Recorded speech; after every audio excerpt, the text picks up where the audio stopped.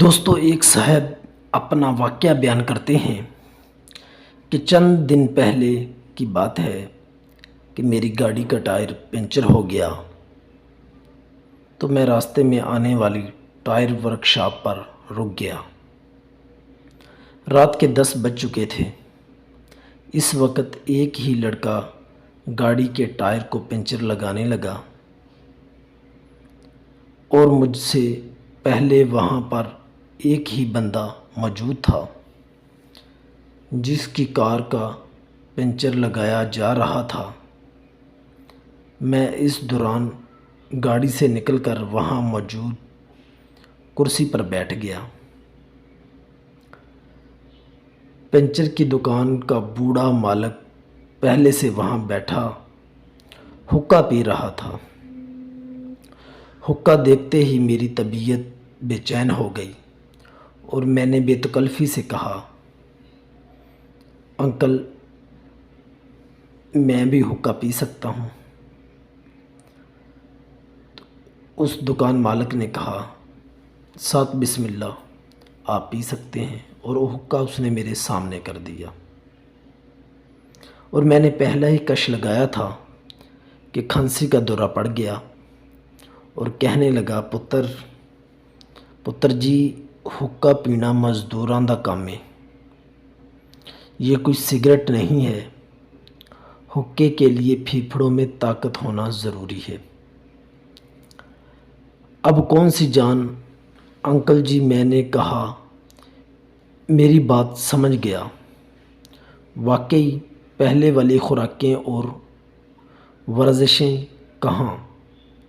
پتر جی اس کی عمر 80 سال سے زیادہ تھی، گھنی اور بھاری مونچھیں، سینہ چوڑا تھا، وہ بار بار ایک ہی لفظ بولتا تھا کہ اللہ کی شان دیکھو۔ لگتا تھا کہ یہ اس کا تقیہ کلام ہے۔ اس سے بے تکلفی شروع ہو گئی اور پرانا زمانہ یاد کرنے لگے، دیسی لوگوں کی دیسی باتیں۔ باتوں ہی باتوں میں اس نے مجھے ایک حیران کن واقعہ سنا دیا، انتہائی ناقابل یقین واقعہ جسے سن کر کوئی بھی یقین نہ کرتا۔ یہ واقعہ اسی کی زبانی سنیں۔ وہ بوڑھا کہتا ہے کہ میں اس وقت 10 سال کا تھا، سمجھ لو کہ 70 سال پہلے کی بات ہے۔ میرا باپ دادا سرگودا کے رہنے والے تھے۔ رب دی شان دیکھو، میرے دادے کی عمر اس وقت 100 سال تھی جب اس نے مجھے یہ واقعہ سنایا تھا۔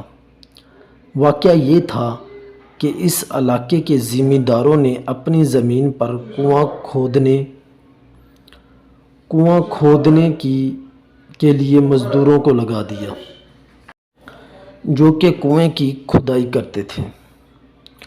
کنواں کافی گہرا ہو گیا اور پانی نکلنے کے قریب ہی تھا کہ اچانک ایک روز کنویں کی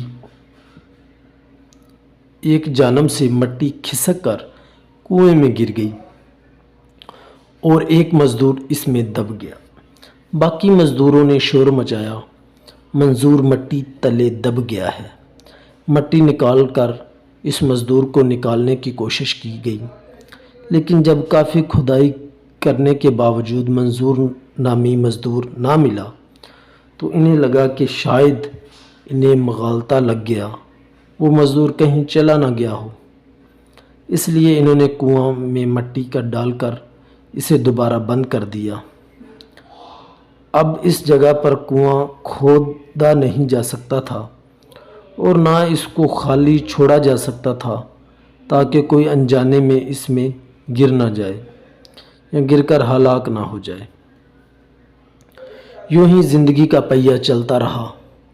30 سال بعد وہ زمیندار فوت ہو گیا تو اس کی اولاد نے کافی زمینیں بیچ ڈالی۔ نئے لوگ آئے تو انہیں نے زمین آباد کرنے کے لیے فصلیں کاشت کرنا شروع کر دیں۔ تو انہیں بھی ایک کنویں کی ضرورت پیش آئی۔ اتفاق سے انہوں نے اسی جگہ پر کنواں کھودنا شروع کر دیا۔ یہ وہی جگہ تھی جہاں پہلے کنواں کھودا جا چکا تھا اور ایک سانحہ رونما ہوا تھا۔ مزدور جب باقی گہرائی تک کنواں کھود چکے تھے تو اچانک انہیں دھوتی کا کپڑا ملا، تو وہ حیران ہو گئے اور اس گہرائی میں دھوتی کیسے؟ دوسرے مزدور بھی پریشان تھے۔ مالکان کو بلایا گیا۔ کھدائی کے دوران کنویں سے دھوتی ملی ہے۔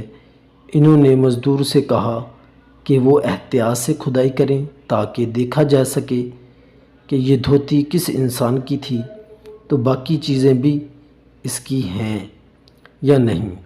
اس وقت تک کسی کو معلوم نہیں تھا کہ اس جگہ پر پہلے کبھی کنواں کھود کر بند کیا جا چکا ہے۔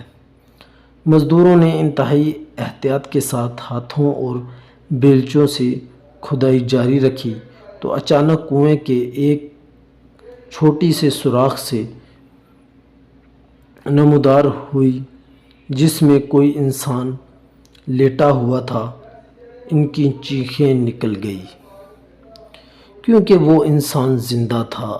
اس کی سفید داڑھی اس کی ناف تک بڑھی ہوئی تھی اور سر کے بال چہرہ چھپائے ہوئے تھے۔ پہلے تو وہ یہ سمجھے کہ شاید یہ کوئی جن بھوت ہے، لیکن جب مزدوروں نے مالکان کے ساتھ مل کر اس انسان کو ہاتھ لگایا تو اس کے پورے بدن کا گوشت پلپلا ہو چکا تھا۔ اس نے جب اتنے انسانوں کو دیکھا تو بے ہوش ہو گیا۔ اس کنویں سے باہر نکالا گیا اور پورے گاؤں میں بات پھیل گئی۔ کسی سمجھدار آدمی نے انہیں یہ مشورہ دیا کہ اس کو روئی میں دیں کیونکہ اس انسان کو ہوا اور موسم برداشت نہیں ہوگا، کیونکہ نہ جانے میں یہ نہیں پتہ کب سے اور کتنی دیر سے یہ مٹی میں دبا ہوا ہے۔ 10 دن تک انتہائی نگہداشت سے روئی میں رکھا اور اس کو ہٹایا جاتا۔